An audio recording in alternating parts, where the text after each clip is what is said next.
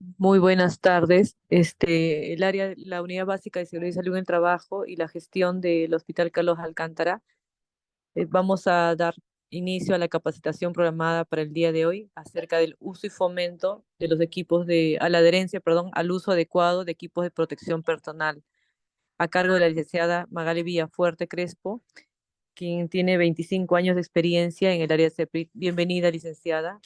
Damos inicio a la capacitación del día de hoy. Gracias, doctora Karin.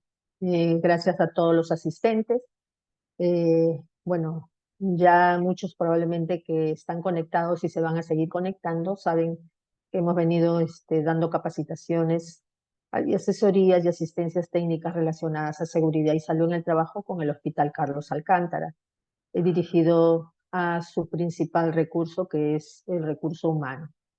Y efectivamente el tema que nos trae hoy día es el de que, a pesar de que somos un área asistencial, eh, netamente una institución que da servicios, pero sin embargo tiene diferentes áreas, diferentes, por lo tanto, que se exponen a diferentes peligros, ¿no? Tenemos no solo el área asistencial propiamente, que es la razón de ser, de atender a los pacientes, ¿no? Sino que tras de ello también trae a otros recursos humanos, ¿no? Como por ejemplo los que están en el área de mantenimiento, el área de carpintería, el área de almacén, refrigerio, comedor y otros más, ¿no? Sobre todo sabiendo que tenemos área, una parte hospitalaria.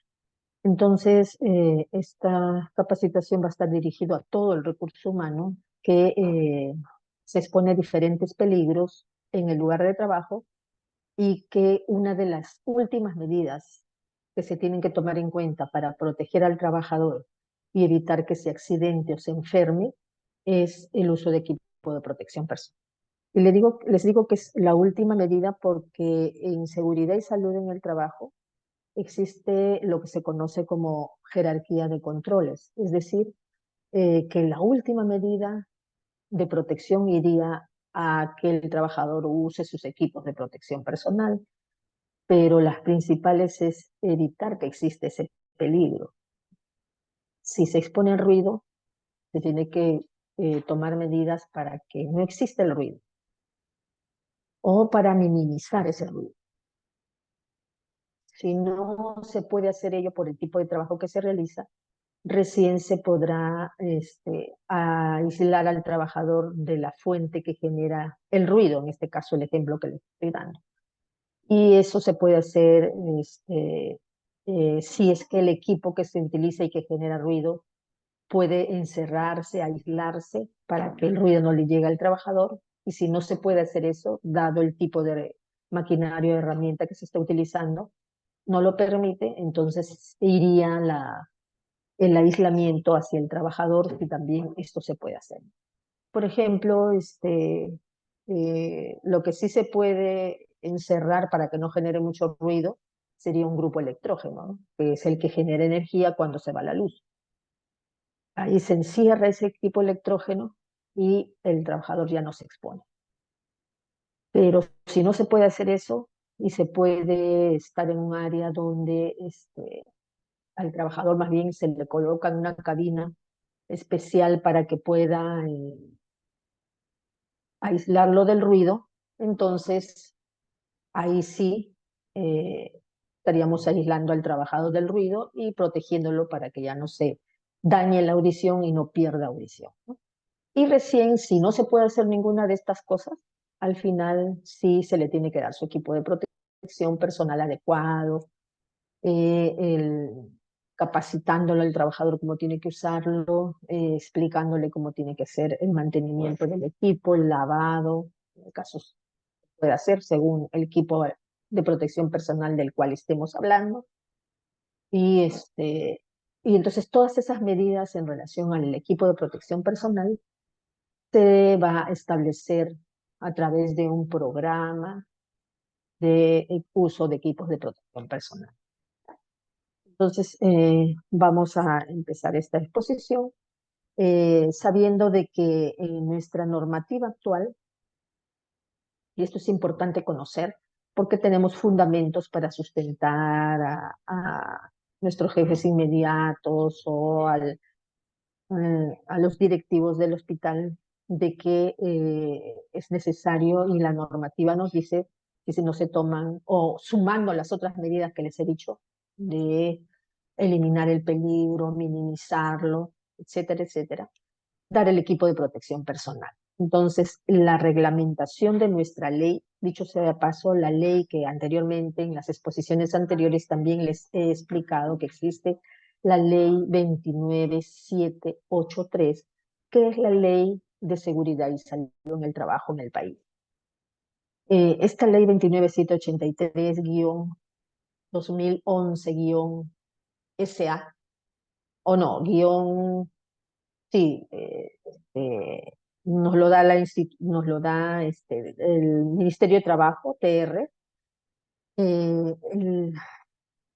Asimismo, su reglamentación, que se dio la reglamentación de esta ley a través del Decreto Supremo 005 del 2012 TR, nos dice que los equipos de protección personal son dispositivos, materiales o incluso la indumentaria, es decir, la ropa que se utiliza, que tiene que ser personal, destinada a cada trabajador para protegerlo no solamente de un riesgo, sino también de varios riesgos presentes en el trabajo. Si existen 3 riesgos, para los 3 tenemos que proteger. Lo ideal, lo importante es que el trabajador no se exponga a ello. Y de esta manera evitamos que el trabajador se exponga a esta amenaza en relación a su seguridad y su salud. Entonces, estos equipos de protección personal, conocidos como EPP, son una alternativa temporal y aparte también son complementarios a las demás medidas preventivas que les he mencionado, de eliminar el peligro, minimizarlo, hacer controles en el medio para evitar que se exponga el trabajador, etcétera. Y acá los más comunes, vemos acá los diferentes tipos de equipos de protección personal según el peligro al cual se expone. Mm, También vamos a ver los equipos de protección personal que se tienen que usar, por ejemplo, en la labor asistencial, porque hay muchos trabajadores que se exponen a diferentes peligros de exposición, ya sea porque atienden pacientes que de repente eh, generan un peligro de contagio y que se puede transmitir a través de la vía respiratoria, o también otros trabajadores a través del manejo de sus fluidos corporales y sangre, ¿no? Al manejar al trabajador, a darle una atención apropiada, de repente tenemos que exponernos a la sangre o fluidos corporales del paciente. Entonces también para eso tenemos equipos para proteger, ¿no? Lo que se quiere aquí es no utilizar lo menos necesario, tiene que ser lo mínimo necesario, ¿no? Yo necesito 3 cosas, las 3 cosas, no voy a usar solo una o dos. Y por el contrario, no tampoco, si requiero 3, no voy a usar 4 o 5 cosas, ni menos ni más, ¿no? Y en relación a los equipos de protección personal, nuestra normativa que existe es la Resolución Ministerial 456 del 2020 del Ministerio de Salud, que nos dio la norma técnica de salud 161, donde nos habla del uso de equipos de protección personal, pero nosotros acá lo vamos a entregar, les vamos a dar, les vamos a explicar lo principal y para que sea más digerible y manejable. Entonces, los equipos de protección personal al final vienen a ser un método de control para prevenir las lesiones y enfermedades en el trabajador. Y debe considerarse como un último recurso, sin antes tomar en cuenta que se debe de eliminar el peligro, no debe existir, no debe exponerse el trabajador frente a este peligro. Y entonces ahí se va a ir dirigida nuestra atención en la fuente que genera el peligro, eliminando este peligro, minimizándolo o sustituyéndolo por otro menos peligroso. En el medio también se puede tomar las medidas de prevención, en el medio de difusión del peligro, acondicionando, por ejemplo, en el caso del ruido, acondicionando de tal manera que el ruido no le llegue al receptor que viene a ser el trabajador. Y la última medida entonces va dirigida al receptor, para que utilice sus equipos de protección personal. Y como les dije en un inicio, en la parte introductoria, que yo no puedo hablar solamente de una charla de equipos de protección personal, sino tiene que existir programas. Uno de esos programas es un programa de protección personal que tiene que considerar y tomar en cuenta, de acuerdo a la evaluación del peligro en las diferentes áreas, el saber que en el área, por ejemplo, de emergencia, en el área de laboratorio, etcétera, saber qué peligros hay y si requieren usar determinado equipo de protección personal, como si es necesario y sabemos porque son áreas de alto riesgo. Luego de que hacemos esta evaluación del peligro, tenemos que seleccionar el equipo apropiado, sabiendo la magnitud de este peligro, la concentración de la gente que pudiera haber, ¿no? Porque sabemos que se maneja en un área de laboratorio diferentes microorganismos que por las muestras que manejan, entonces tiene que utilizarse todo el equipo de protección personal necesaria para evitar que el trabajador se enferme. El uso adecuado del equipo de protección personal también cuando se le da al trabajador sus equipos, que tengan que usarlo de manera idónea, de cambiarlos cuando ya requieran, de hacer el mantenimiento respectivo, etcétera, etcétera. Y la capacitación o educación que debe tener el trabajador, y cuando hablo de esto también me refiero no solo al personal asistencial, sino también a otras personas que también son importantes dentro de todo este proceso de trabajo para atender a un paciente.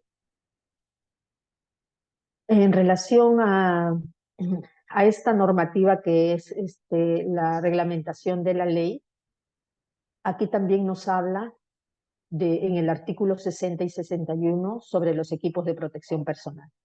En el artículo 60 nos habla que el empleador debe proporcionar a sus trabajadores equipos de protección personal adecuados según el tipo de trabajo y riesgo específico al cual se expone, ¿no? En el artículo 61 nos habla que el empleador tiene que adoptar las medidas necesarias de manera oportuna cuando se requiere y cuando se detecte que la utilización de la indumentaria y equipos de trabajo de protección personal representan más bien un riesgo específico para la seguridad y salud de los trabajadores. Que si el trabajador está usando un equipo que no es el adecuado, en vez de ayudar, al contrario, le va a dar una falsa sensación de seguridad cuando, por ejemplo, utilice un trabajador de mantenimiento un tapón auditivo que no le minimiza lo suficiente el riesgo de ruido al cual se está exponiendo. Es decir, si el trabajador se expone a un ruido que sobrepasa los 85 decibeles A, que es el límite permitido para trabajadores de mantenimiento en una jornada de 8 horas, entonces si sobrepasa, hay que ver cuánto sobrepasa para saber darle el equipo de protección personal que le atenúe, disminuye, evite que se exponga ese exceso de ruido que genera además que el uso de estos equipos eviten que ese exceso le dañe la audición. Si no le protege, si no le disminuye eso, entonces el trabajador puede estar confiado, puede decir, ya tengo mi equipo y no me va a causar nada. Y si no es el adecuado, sí va a dar una falsa sensación de seguridad cuando no lo está protegiendo adecuadamente. Entonces, antes de utilizar un equipo de protección personal, hay ciertos requisitos que debemos tomar en cuenta, como que el equipo que utilicemos sea el adecuado, que te proteja contra el peligro al cual te estás exponiendo, que no genere nuevos peligros o nuevos riesgos para tu salud, que no dificulte el trabajo. Por ejemplo, hay, como vemos acá en la foto, hay orejeras o sea, hay equipos de protección auditiva como la orejera, que si tiene que usar el casco, que sea el casco donde se pueda adaptar estas orejeras. Hay ciertos cascos donde no se puede adaptar y entonces le dificulta el usarlo, ¿no? De repente se ponen las orejeras que como ustedes ven acá, esta parte naranja tiene una parte negra que va por encima de la cabeza como vincha, y si se va a poner el casco sin que se adapte a esto, le va a producir más presión en la cabeza y probablemente con otras consecuencias como cefalea o dolor de cabeza. Un ejemplo que les doy. pueda quitar y poner con facilidad este equipo y que se acorde a las medidas antropométricas del trabajador. ¿Qué quiere decir? Que, por ejemplo, sin ir muy lejos con esto de la pandemia y que, como sabemos, del COVID-19 ya está, ha vuelto una nueva variante de la Omicron y que han aumentado rápidamente los casos de COVID-19. Ya el Ministerio de Salud sacó un comunicado y nos dice de que la exposición, de que se debe tomar todas las medidas nuevamente preventivas, porque la exposición a esta variante del COVID-19 está trayendo síntomas mucho más peligrosos como cuando empezó el COVID-19 sin que existiera todavía la vacuna, ¿no? ¿Se acuerdan? Y que algunas personas, no decir una gran cantidad de personas fallecieron por esta enfermedad. Entonces, no, usábamos nuestro equipo de protección personal respiratorio para evitar el contagio del COVID-19. Con el respirador N95 existen para diferentes tallas. No es que se hace una compra única de una sola talla, la más grande, y que el trabajador que de repente tiene la cara más pequeña, eh, entonces que le quede muy grande y no le proteja, no selle bien este respirador en la cara de la trabajadora, entonces no es el equipo adecuado. Tiene que tomarse en cuenta las medidas también.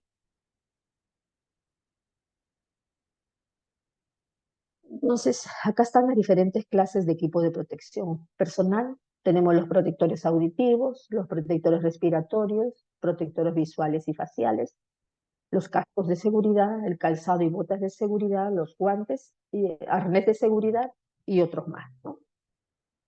Eh, Vamos a centrarnos específicamente, vamos a hablar de todos, pero específicamente en estos dos protectores, tanto los auditivos como los respiratorios, que está dirigido más para ustedes, personal asistente. En relación a la protección auditiva, se deberá usar los equipos de protección personal auditiva cada vez que se encuentre el trabajador expuesto a ruido que sobrepasa el límite permitido. El límite permitido, que es el TLB, es decir, hasta dónde, si te expones a ruido, no te va a producir daño a tu salud. Pero si sobrepasa ese límite o TLB, sí corres riesgo de que vayas perdiendo audición con los años, con el tiempo, ¿no? La pérdida auditiva por la exposición al ruido no es de la noche a la mañana, sino que se va dando conforme pasan los meses, los años. Entonces, ¿cuáles son estos tipos de protección auditiva? Las orejeras o auriculares y los tapones auditivos. En relación a las orejeras, en relación al primero, tenemos orejeras de uso general, que es solo para usar las orejeras, no requieren otro tipo de protección a nivel de la cara. También tenemos las orejeras acopladas al casco, que sí se adaptan fácilmente al casco. Y también tenemos las orejeras con micrófono incorporado, ¿no? Dicho sea de paso, ¿para qué sirve? ¿Para qué se utilizan estas orejeras con micrófono incorporado? Para aquellos trabajadores que de repente necesitan protegerse de la exposición al ruido, pero que a la vez de repente es un supervisor o es una persona que forma parte de un comité, por ejemplo, de manejo de sustancias químicas y necesita comunicarse o alguien necesita hablar con esta persona en relación a estas medidas de protección frente a un caso en el trabajo. Y como va a estar con orejeras, de repente no va a estar al tanto de su celular, entonces a través de esta radio, porque se necesita una comunicación inmediata y urgente, es que puede mantener esa comunicación. Entonces existen estos tres tipos de orejeras. ¿Y cuáles son las ventajas? Como todo equipo de protección personal, existen ventajas y desventajas del uso de, si es de orejeras o de tapones auditivos. En relación a las ventajas del uso de las orejeras, tenemos que es de fácil supervisión. Es decir, yo de repente desde lejos voy a entrar a un área para hacer una supervisión, como lo puede hacer el comité de SCT o lo puede hacer el responsable de manejo de la seguridad y salud en el trabajo. De repente de lejos puede hacer una inspección en el trabajo en un área determinada y de lejos yo me doy cuenta que sí, está usando sus orejeras y diferente a, por ejemplo, a los tapones que de repente no te vas a dar cuenta de lejos, porque sabemos y conocemos normalmente nosotros que vamos a empresas a hacer este tipo de trabajo relacionado a seguridad y salud en el trabajo. A veces cuando llegamos vemos que el trabajador inmediatamente va, agarra sus orejeras y se lo coloca, solo porque está yendo a alguien a hacer supervisión. O si estás pasando por algún área de lejitos, tú puedes darte cuenta si está usando sus orejeras o no. Cosa diferente que sucede si para saber si está usando sus tapones tendrías que acercarte al trabajador, ¿no? Y de repente mientras tú estás yendo al área ya el trabajador se los pone. No sabes si verdaderamente lo ha estado usando con anticipación desde que entró a su puesto de trabajo o recién se lo está poniendo. Otra ventaja del uso de las orejeras es que una talla se adapta para todo, ¿ya? Porque solamente acá como ven en esta foto, esta parte de acá es para graduarlo, tú lo acoplas a, a tu medida. Y es más tolerable a periodos largos de tiempo cuando se usa, ¿no? Porque a mí me ha pasado, yo cuando uso por ejemplo, ahorita estoy con mis audífonos, que es como un tapón auditivo, que va adentro. Entonces yo lo puedo tolerar de repente 1 hora o 2 horas. A veces más ya no te fastidia, te incomoda. En cambio, las orejeras sí. Y lo puedes tener todo el tiempo de trabajo, o sea, toda tu jornada laboral. ¿Y cuál sería la desventaja del uso de las orejeras? Que pueden ajustar mucho la cabeza, ocasionando de repente un poco de malestar o dolor. Entonces te va a generar ocasionales reajustes. Vas a estarlo reajustando, ¿verdad?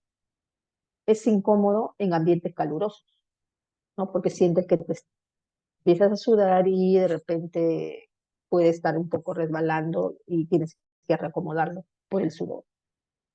Y otra desventaja, que si no tienes los cascos que se adaptan a las orejeras, entonces no vas a poder usar con otros equipos, ¿no? Otra indumentaria de protección a nivel de la cara. Entonces, ¿cuál es el uso correcto de las orejeras? Entonces, la manera correcta de ponérselo es asegurarse que las orejeras se adapten cómodamente a sus orejas, ajustar por la parte posterior, como vemos acá, que va a partir de la parte posterior, y considerar el uso de tapones si usa lentes, aretes, o si tiene barba también, ¿no? Porque no se va a ajustar bien y no te va a sellar bien estas orejeras y te estás pensando que te está protegiendo cuando no lo está haciendo.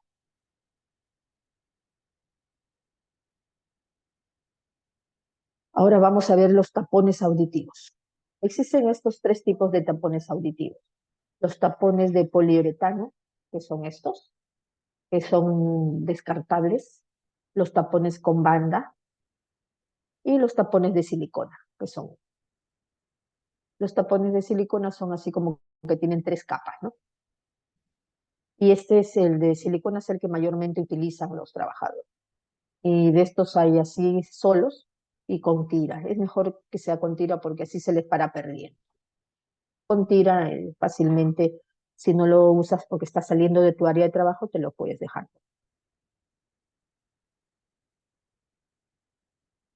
¿Cuáles son las ventajas en relación al uso de los tapones auditivos? Es que son pequeños y livianos. Son confortables en ambientes calurosos.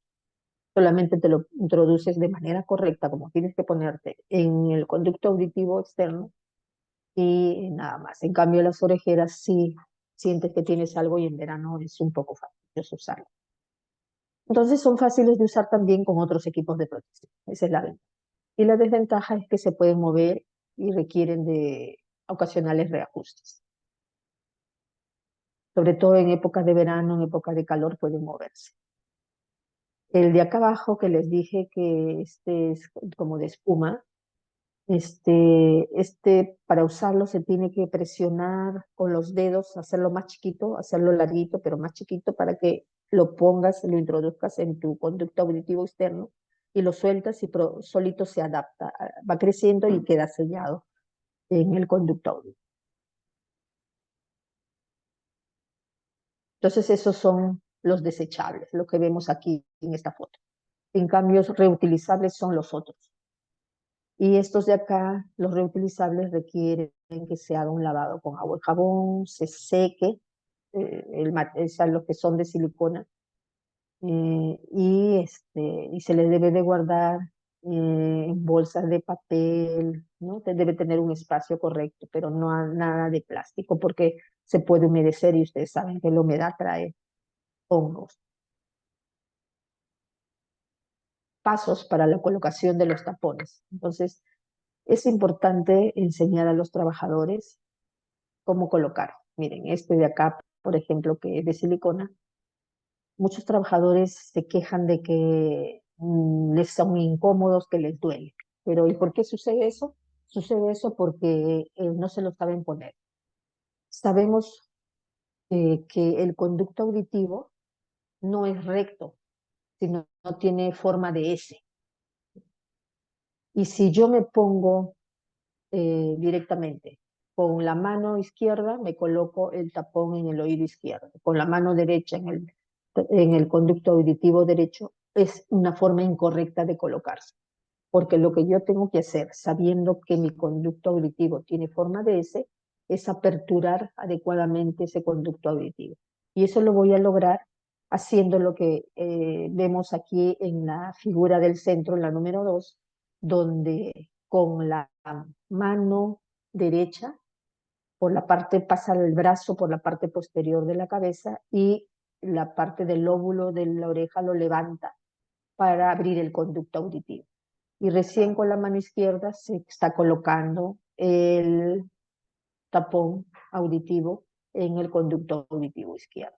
Y lo mismo tiene que hacer con el otro lado, con el derecho, aperturando con la mano izquierda el conducto auditivo.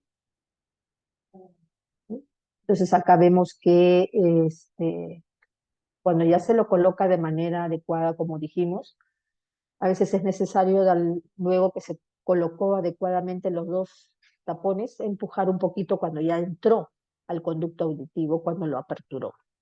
Entonces debe quedarle así, adentro, y no así que sobresale. Esto me indicaría que está mal colocado. De repente no ha seguido el procedimiento que ya les hemos explicado. Es que sabemos que el conducto auditivo, o sea, el oído humano tiene tres partes, ¿no? El oído externo, el medio y el interno. El oído externo es el que recibe el sonido, que es como una presión sonora, y lo convierte en energía vibratoria en el oído medio, donde está el tímpano. Luego, esta vibración se convierte en una vibración mecánica en el oído interno, generando señales nerviosas que se van a transmitir al cerebro. Entonces, para oír el sonido, el oído tiene que hacer tres cosas. Dirigir las ondas sonoras hacia el interior del oído. Sentir estas fluctuaciones de la presión de aire y traducir estas fluctuaciones en impulsos eléctricos que se dirigen al cerebro. Y estas son las partes del oído. Y como vemos acá, tienen forma de S, no es recto. Entonces los tapones tienen que entrar hasta adentro cuando tú lo aperturas adecuadamente ese conducto auditivo. Entonces ahora vamos a ver un videíto rápidamente.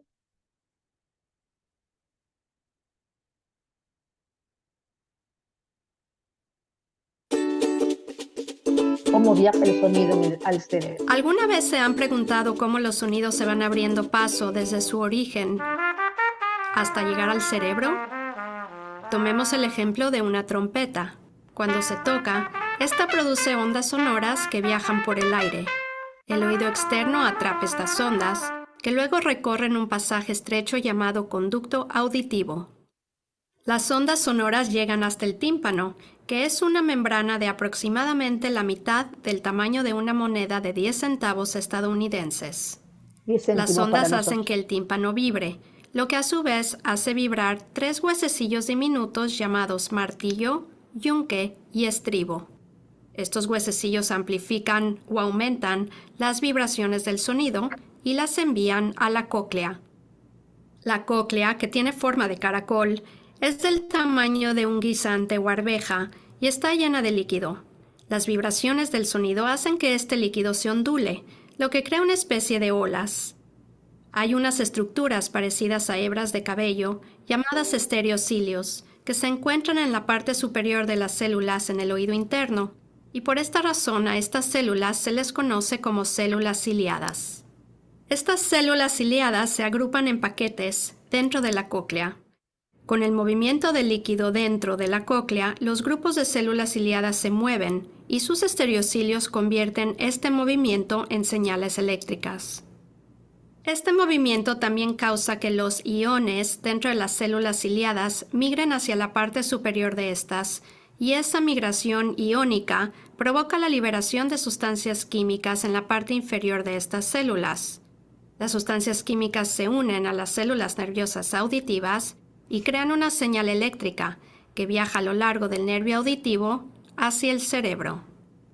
Las diferentes células ciliadas responden a distintas frecuencias de sonidos. Las células ciliadas en la parte ancha o base de la cóclea detectan sonidos más agudos, como un pícolo o una flauta. Las células ciliadas situadas hacia la parte superior de la espiral detectan sonidos progresivamente más bajos, como una trompeta o un trombón. En la parte superior o ápice de la espiral, las células ciliadas detectan los sonidos de tonos más bajos, como una tuba. El nervio auditivo lleva la señal eléctrica al cerebro, que interpreta los mensajes como sonidos que reconocemos y entendemos. Entonces, el ruido, como sabemos, llega hasta el cerebro y va este sonido, este ruido en realidad, que es un sonido desagradable, molesto, por lo que mm, va a poder ocasionar efectos auditivos negativos como por ejemplo, un trauma acústico cuando es un ruido muy fuerte. Un ejemplo de esto es cuando un trabajador ha estado presente en una explosión, o aquellos trabajadores que han hecho el servicio militar y han hecho prácticas de tiro sin usar su protector auditivo. Otros efectos auditivos como enfermedades profesionales, ¿no? La hipoacusia inducida por el ruido. Pero también ocasiona efectos extraauditivos, la exposición al ruido, ¿no? Y estos efectos extraauditivos pueden ser los psíquicos, que ocasionan malestar, y los sistémicos, que pueden ocasionar efectos, pueden dar efectos cardiovasculares, como por ejemplo aumentar la presión arterial, aumentar el pulso, los latidos del corazón, ¿no? También efectos nerviosos, digestivos, ¿no? A veces pueden estar teniendo deposiciones líquidas y otros efectos más. Entonces, para poder tener una protección necesaria frente a la exposición al ruido, los trabajadores de las diferentes áreas donde se exponen a ruido, el nivel de reducción de ruido es medido en decibeles. Entonces, algunas personas que de repente han utilizado protectores auditivos tipo tapones, en la bolsita donde vienen los tapones existen el NRR. Esta es la parte de la bolsita que está impregnado todos estos datos. Y el NRR se encuentra en los envases de los tapones. Cuanto más alto es el número, mayor es la protección. La protección efectiva real de estos tapones es alrededor de 7 decibeles menos que el valor que figura en el envase. Y acá figura 29, entonces le restamos 7, quiere decir que le está disminuyendo la exposición al ruido en 22 decibeles. Suponiendo que el trabajador se expone a 100 decibeles de ruido en una jornada de 8 horas. Y hemos dicho que hasta 85 decibeles está permitido exponerse. Pasando 85 ya debe tener protección. Quiere decir que este tapón auditivo sí le está protegiendo contra la exposición al ruido porque le está reduciendo los decibeles que debe disminuirle. En relación a la elección adecuada de los protectores auditivos, va a depender de la idoneidad del protector para el ruido ambiental en el que debe utilizarse, de la protección que no debe ser excesiva, que también tenemos que saber elegir si un trabajador está laborando en un área donde hay mucho calor, también tenemos que de preferencia utilizar los tapones auditivos para poder disminuir ese ruido que hay en ese ambiente. La pregunta sería, ¿los tapones auditivos te disminuyen? ¿Hay tapones auditivos que te disminuyen la misma cantidad de decibeles que te disminuyen las orejeras? Pues sí, pero a veces es necesario, sobre todo en empresas donde se genera mucho ruido, 110, 115, 120 decibeles de ruido, combinar ambos protectores auditivos. Es decir, ponerse los tapones y encima las orejeras. A veces es necesario, porque uno solo no es suficiente para atenuar la cantidad de ruido al cual se expone. Lógicamente, dar preferencia sobre todo en esas empresas donde hay demasiado ruido, a que tomen las medidas que hemos dicho en la jerarquía de controles, que es eliminar ese ruido, porque es demasiado excesivo, o minimizarlo, que no sea pues 115, 120, sino tratar de disminuirlo, con controles de ingeniería que se pueden hacer. Ahora pasamos a la protección respiratoria. ¿Cuándo usar equipo de protección respiratoria? Cuando se está en presencia de un riesgo valorado, cuando se sabe, por eso en nuestra normativa, en la ley nos dice que se tienen que hacer mediciones ambientales, no solo de ruido, sino también de polvo, si es que se exponen los trabajadores a polvo, cómo está la iluminación, cómo está la exposición a vibraciones, etcétera, etcétera. También es necesario usar el equipo de protección respiratoria cuando se ha dado algunas soluciones de ingeniería que no son suficientes. También cuando las concentraciones que se registran de estos agentes a los cuales uno se expone superan los límites establecidos en la legislación. ¿El equipo? Ya, ahorita. Voy a terminar afuera. Déjame, estoy exponiendo. Voy a cerrar y voy a explicar. Aló. Un ratito voy a interrumpir, unos minutos, como nos estamos pasando de la hora, como les expliqué, a las 2 necesitan el ambiente. Voy a salir y de ahí vamos a continuar. Denme un minuto nada más para salir a otro día. Gracias.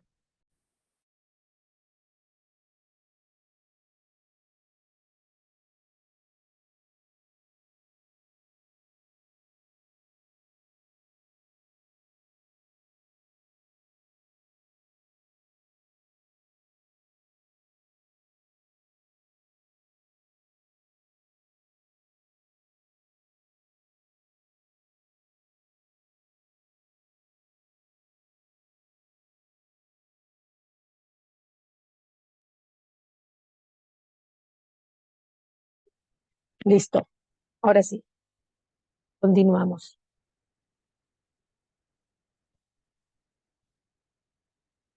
Habíamos quedado en los contaminantes, ¿no? Ya para lo que es el uso del equipo de protección.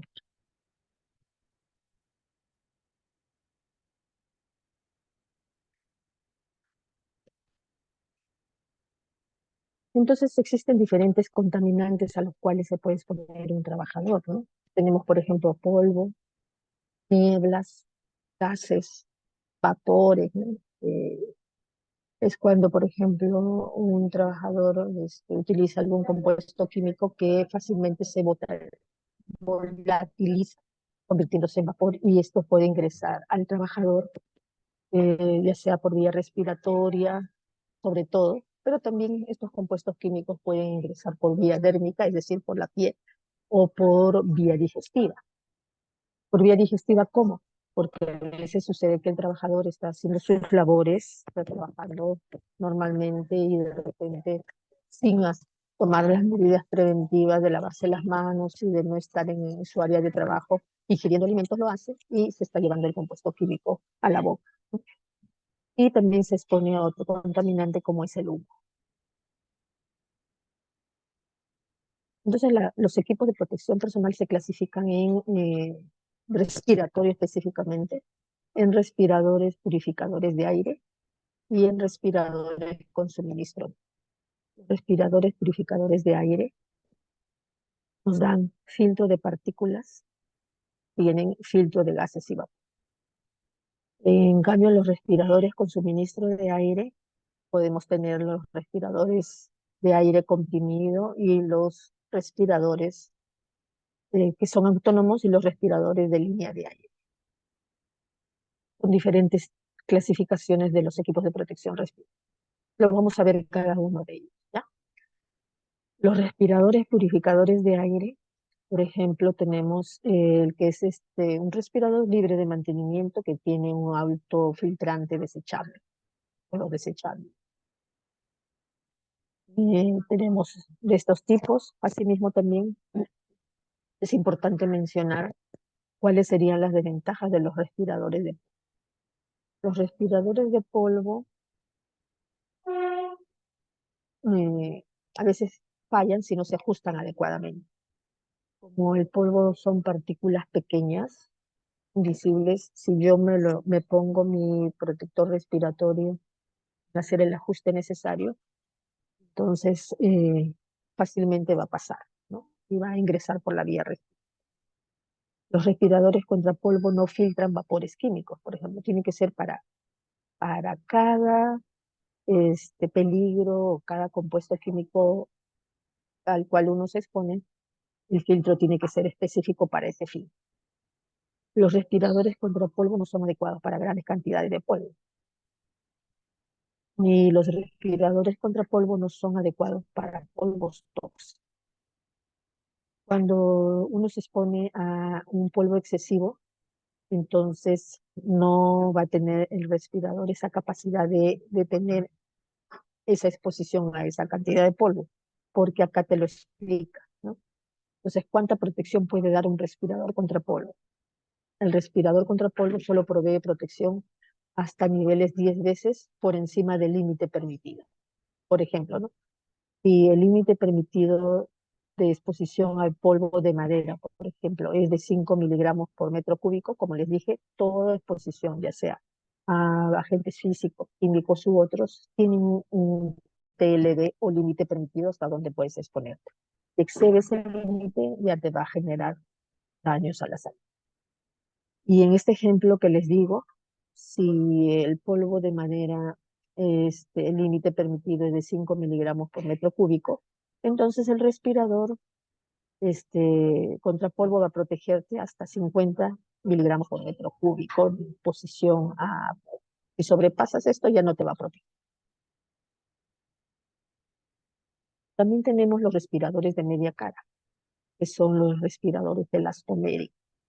Como ustedes recordarán, los respiradores elastoméricos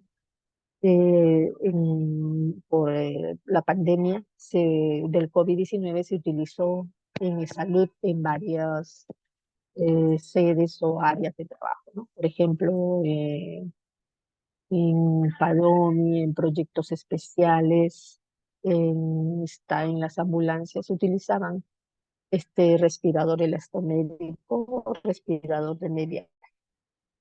Y la característica que tiene es que filtros, ven ustedes costados, que se retiran, como lo ven acá.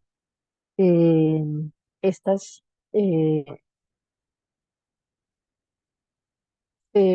son los filtros que se tienen que utilizar para N95, o sea, para agente biológico, ¿no?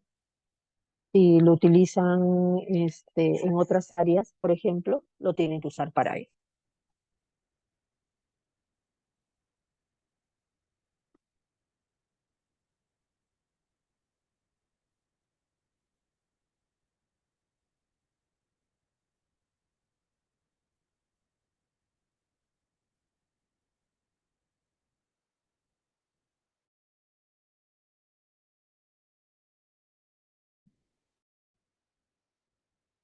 ¿Están escuchando?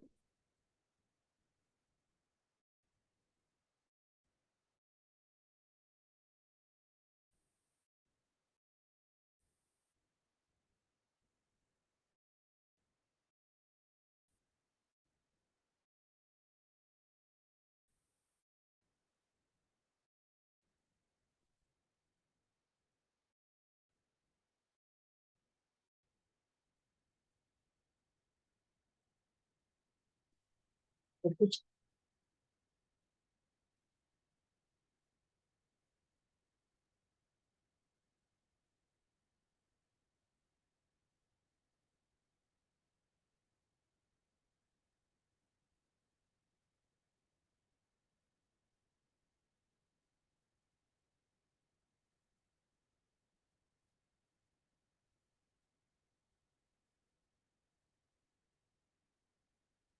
¿Se me escucha?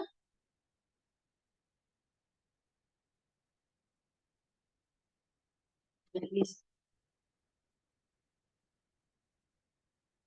Es importante también saber cuánta protección nos puede dar un respirador de niño. Como les explicaba, lo hemos utilizado bastante en pandemia, ¿no? El respirador de media cara solo proporciona protección para niveles hasta 10 veces el límite de polvo. Por ejemplo, ¿no? El límite permitido de la amoníaco es de 25 partes por millón, es un compuesto. El factor de protección del respirador para el amoníaco es de 2. Sobrepasa eso, prácticamente. Como les dije, que esto se puede utilizar tanto para agentes biológicos, para compuestos. Va a cambiar, lo que va a variar es el filtro para el cual se está utilizando. Entonces, también hay el respirador para completa, que es este modelo. Tapa completamente la cara, que también sería bueno con el COVID, donde solamente es como que para respirar.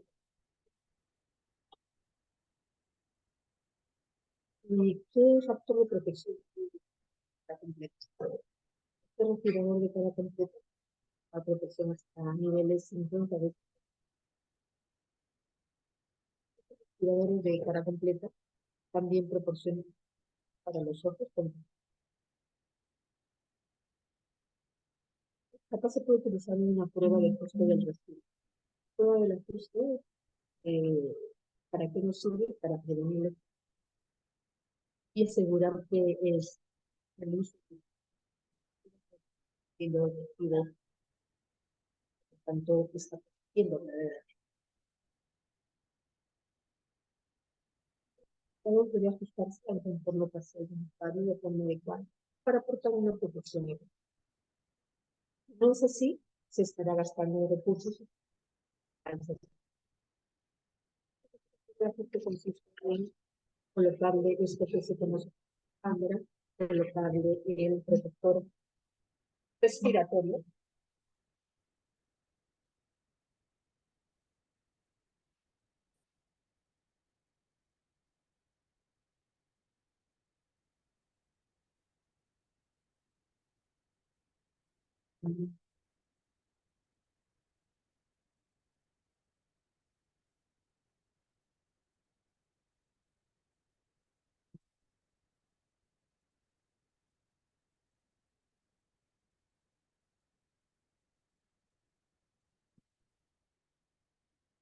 Entonces, ¿en qué consiste esta prueba de ajuste?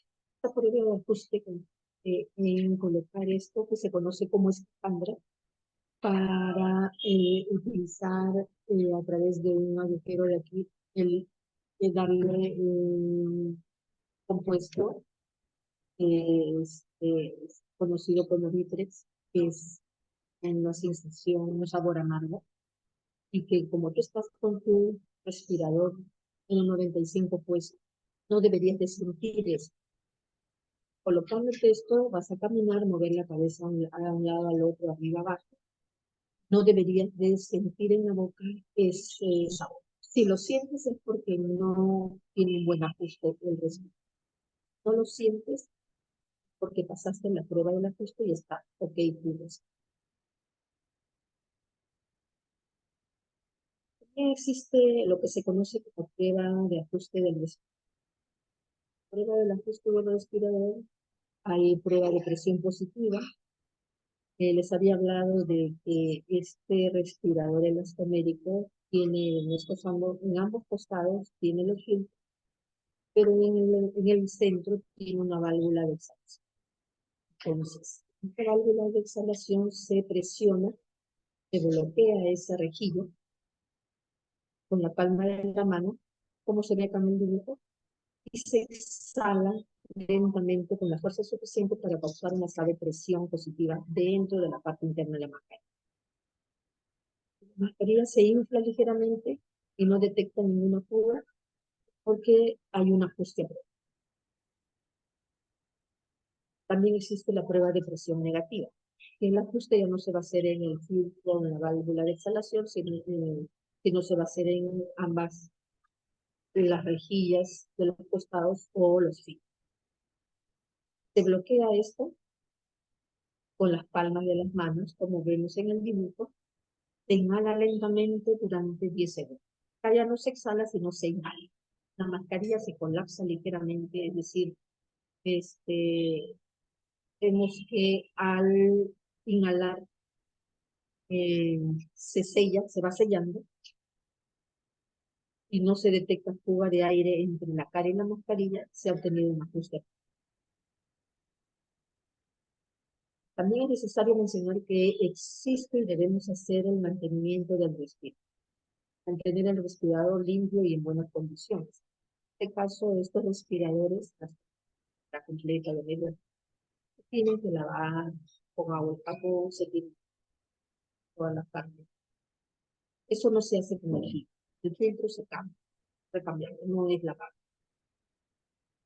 Entonces se tiene que limpiar y desinfectar este respirador elastomérico se tiene que inspeccionar para asegurarse que funcione bien antes de usarlo, guardarlo adecuadamente en bolsas de tela, de papel, no en bolsas.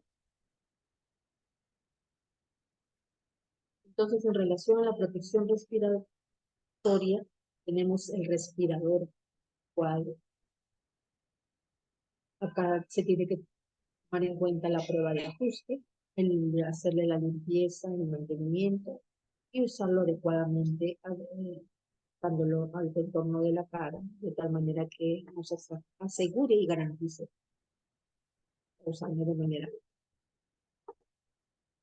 Y qué cuidado debemos tener con el respirador, de no ponerlo en bolsas de plástico, para tener humedad, que no se debe colgar el respirador por el elástico, como lo vemos, aparte de que se malogra el elástico y ya queda suelto. Examinar el respirador para cerciorarse de su integridad, ¿no? Tanto la integridad de su estructura como también en su función. Si el material de filtro está dañado o sucio, debe ser parte que filtra es la parte de adentro. Revisar que el elástico no haya perdido elasticidad o que esté dañado. También revisar que el dispositivo metálico, que es el que asegura la fijación a la nariz, que funcione adecuadamente. En este caso, como este es un respirador N95, entonces 1860, que lo usábamos frecuentemente para tuberculosis. Aseguramos que en un caso ya ahora hablando de la propiedad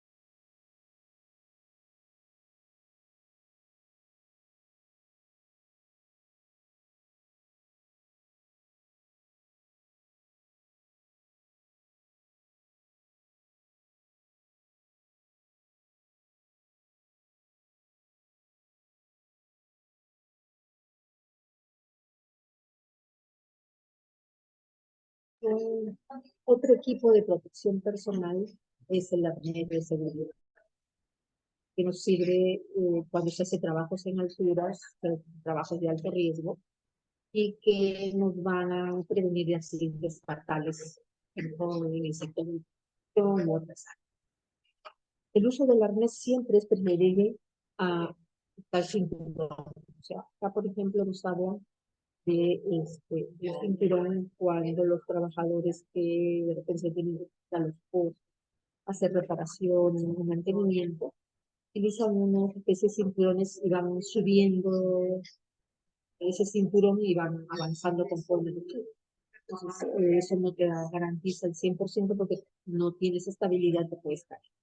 En cambio, con el uso del arnés, si te caes, ya estás sujeto al arnés por más que tengas el cinturón. Cuando no es posible realizar el trabajo desde un andamio o una escalera de mano o desde una plataforma móvil de acceso, el del arnés puede ser el único medio de prevenir lesiones graves o mortales. Entonces, el arnés y su cable deben limitar la caída menos de 2 metros por medio de un dispositivo de inercia. Este también debe ser lo suficientemente resistente para sostener el peso de la persona que lo esté usando. Estar amarrado a una estructura sólida, en un punto de emplaje firme por encima del lugar donde se. En relación al uniforme o a la ropa de trabajo, preferentemente debe ser de algodón, debido a las múltiples actividades que se harán. Hay varias categorías generales de riesgos para el cuerpo, de los que es posible protegerse con una ropa adecuada. Ropa para protegerse contra químicos, contra agentes físicos o incluso para la exposición a gente propiamente en áreas externas. Entonces aquí tenemos un resumen del uso de equipo de protección personal según riesgo de exposición en alguna actividad de las diferentes áreas que puedan haber ahí en la hospital. Por ejemplo, reparaciones menores de albañilería, reparaciones menores de plomería, en jardinería, para impermeabilización de ambientes, que trabajan con corriente eléctrica, ya sea de baja tensión o de alta tensión, que hacen trabajo de soldadura, carpintería, porque hacen trabajo de pintura, que es en el área de mantenimiento en hospitales, ya sea al mismo nivel o que hacen pintura de distinto nivel. Eso va a depender qué equipo son. Los que hacen trabajos de reposición o reparaciones menores de albañilería. Y en relación al uso de equipo de protección personal, de acuerdo a la pandemia que estaba utilizando para manejar a pacientes y acompañantes, equipo de protección personal tenía que utilizar, por ejemplo, el personal de salud en áreas de atención COVID donde se encontraban los soles, equipo de protección personal personal de salud en área de atención del COVID, pero que no generen aerosoles, y el equipo de protección personal del personal propiamente administrativo, vigilantes, o sea que trabaja en áreas administrativas.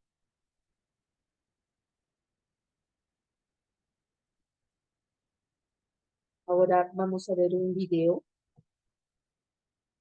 es muy importante, donde nos habla cómo colocarse el equipo de protección personal en trabajadores de salud que van a atender pacientes con COVID-19.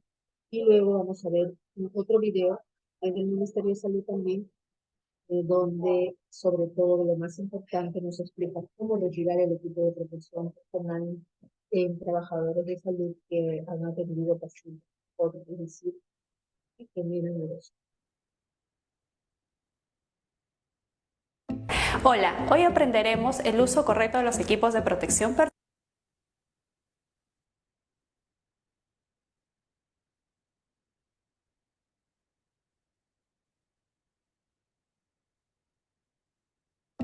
Hola, hoy aprenderemos el uso correcto de los equipos de protección personal para el personal del área COVID. Paso número 1.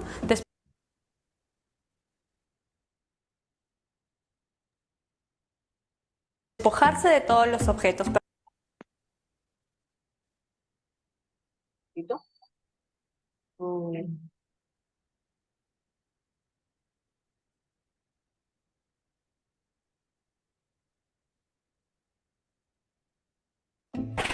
Hola, hoy aprenderemos el uso correcto de los equipos de protección personal para el personal del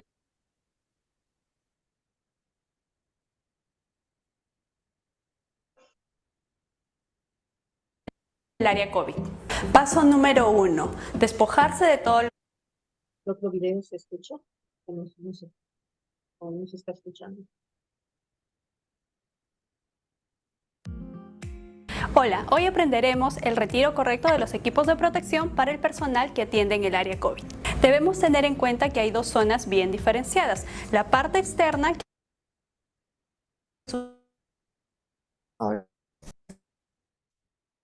Este es el uso de equipo de protección personal, pero no se lo tiene que colocar, como va a ser para atender a pacientes con COVID.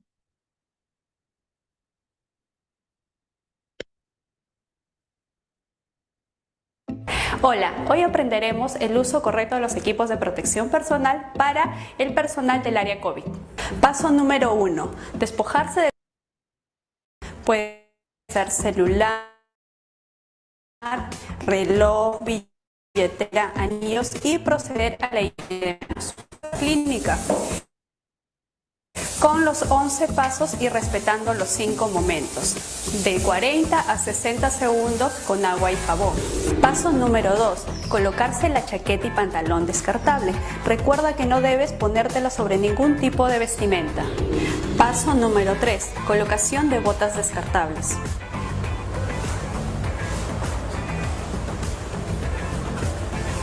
El siguiente paso es la colocación del gorro descartable. Recuerda que debes tener el cabello recogido y cubrir toda la parte del cabello. Paso número 5. Higiene de manos con solución alcohólica. Recuerda que es necesario realizar los 8 pasos y los 5. De 3.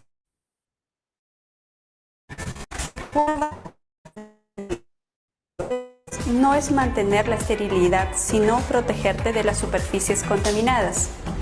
Paso número 7. Colocación del mandil aséptico descartable. Recuerda asegurar la cobertura del cuello fijándolo bien, asimismo asegurar las amarras de la parte posterior. Paso número 8. Colocación del respirador N95 con la técnica adecuada.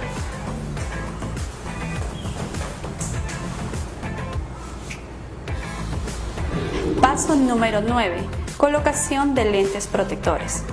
Recuerda asegurarlos bien para evitar caídas. Ten en cuenta que puedes reemplazar los lentes usando el protector facial. Al colocarlo debes graduar la parte posterior de acuerdo al perímetro de la cabeza. Y el último paso es la colocación de los guantes limpios, que tiene como finalidad brindar una doble protección en caso se requiera cambio de guantes luego del contacto de una superficie contaminada. Este es el equipo de protección que debe usar el personal de salud del área COVID. Gobierno del Perú. El Perú Ahora primero. vamos a ver el video donde nos indica cómo retirarse el equipo de protección personal. Hay que ser de manera correcta para no contagiar el COVID-19 en el personal que ha atendido casos de COVID. Hola, hoy aprenderemos el uso correcto de los equipos de protección personal para el personal del área COVID. Paso número 1. Despojarse de todos los objetos personales. Puede ser celular, reloj, billetera, anillo.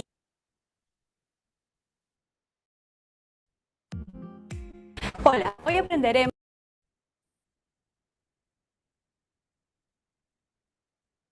que hay dos zonas. La parte externa, que asumimos es la zona más contaminada, y la parte interna, que debemos procurar no contaminar. Paso número 1. Vamos a retirar los guantes externos y el mandil descartable a la vez.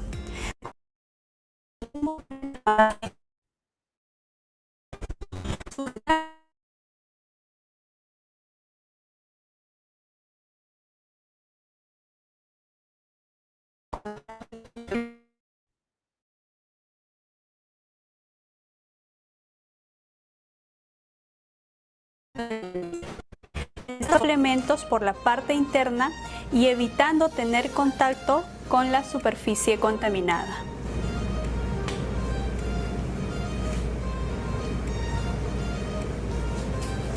Posteriormente, se debe eliminar en el tacho con bolsa roja para residuos biocontaminados.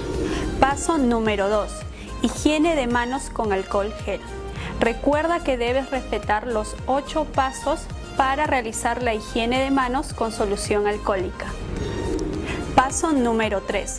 Retiro del protector facial.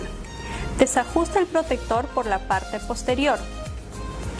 Luego levántalo, evitando tocar la zona frontal, que es la más contaminada, y colócalo en una bandeja con hipoclorito de sodio para su desinfección. Paso número 4. Higiene de manos con alcohol gel, respetando los 8 pasos. Paso número 5. Retiro de lentes protectores. Cogiendo los brazos laterales, deslizándolos suavemente, evitando tocar la parte frontal contaminada y colocándola en una bandeja para su posterior desinfección. Paso número 6. Nuevamente nos realizamos la higiene de manos con alcohol gel, respetando los 8 pasos. Paso número 7. Retirar el respirador N95 utilizando la técnica correcta.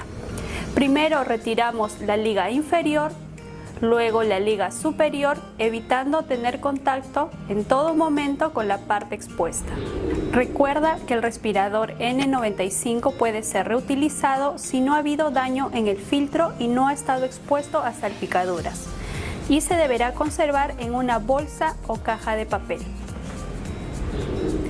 Paso número 8. Nuevamente nos realizamos la higiene de manos con solución alcohólica, respetando los 8 pasos. Paso número 9. Retiro del gorro descartable, depositándolo en el tacho con bolsa de color rojo para residuos biocontaminados. Enseguida, retirar las botas descartables de atrás hacia adelante y depositarlas en el tacho con bolsa de color roja para residuos biocontaminados. Paso número 10. Realizar la higiene de manos con solución alcohólica. Paso número 11. Retirar los guantes quirúrgicos haciendo pinza por la parte externa y deslizándolos suavemente.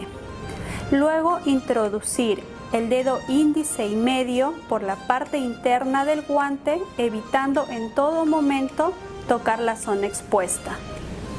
Luego eliminarlo en una bolsa de color rojo para residuos biocontaminados. Paso número 12. Higiene de manos con solución alcohólica. Y como último paso, el personal debe descartar la chaqueta y el pantalón y colocarlo en el tacho con los residuos biocontaminados. Complementando esto, debe realizarse la higiene de manos con agua y jabón de 40 a 60 segundos. Entonces, es importante tener en cuenta que es necesario hacer algunas recomendaciones para el empleador, como por ejemplo el entregar por escrito el programa de protección respiratoria, realizar una evaluación médica a los trabajadores cuando periódicamente, en este caso.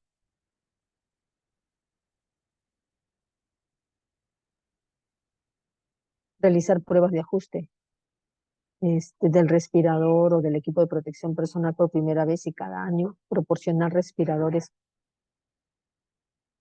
así como también las partes que tienen que ser reemplazadas, los cartuchos y los filtros, Ofrecer entrenamiento sobre protección respiratoria al inicio y cada año.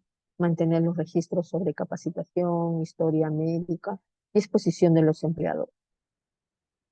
Proporcionar información, etiquetas, hojas de datos sobre seguridad de los materiales y cualquier otro material con información pertinente que va a ayudar a la selección del respirador o los cartuchos. Asimismo, también se debe no solo leer, sino también entender el programa de protección respiratoria. Y recomendar las condiciones necesarias para poder usarlo de manera correcta el equipo de protección respiratoria. Inspección del equipo de protección personal antes y después de cada uso. Hacer las pruebas tanto de presión negativa como positiva antes de usar el respirador, al momento que se lo coloca. Reemplazar los cartuchos y los filtros cuando sea necesario.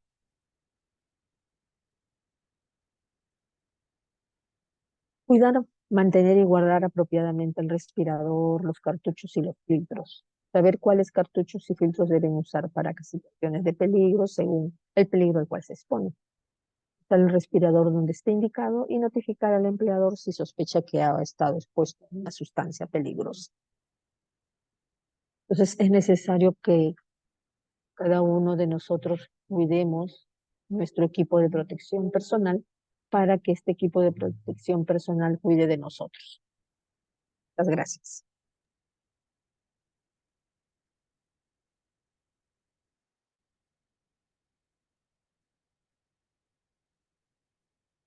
Eso sería todo. Muchas gracias.